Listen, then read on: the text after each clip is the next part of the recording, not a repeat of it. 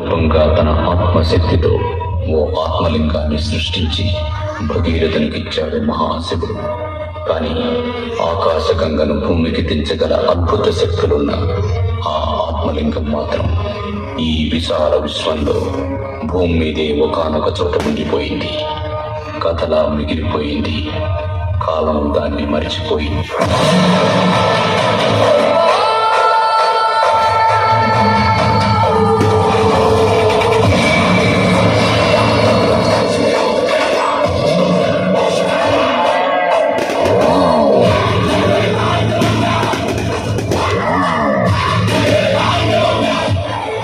శివుడు అనుమతి లేదా ఎవడైనా కన్నెత్తి చూడరు.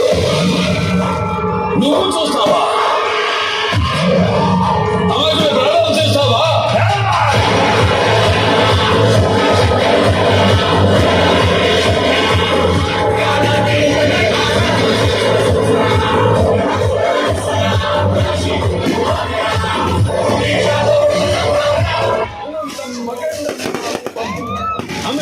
మమోహం మాదేహం అహం శివం అయం శివం.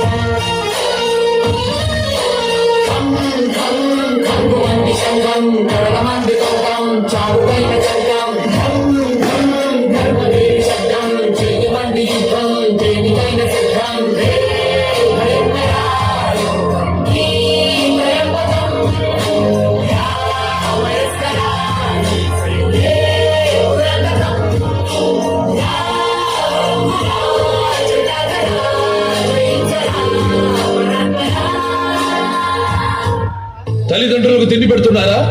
అనాథ శరణాలయాల్లో పెడుతున్నారు. చదువు చెప్పిన గురువుల్ని గౌరవిస్తున్నారా? తల తిప్పుకొని వెళ్ళిపోతున్నారు.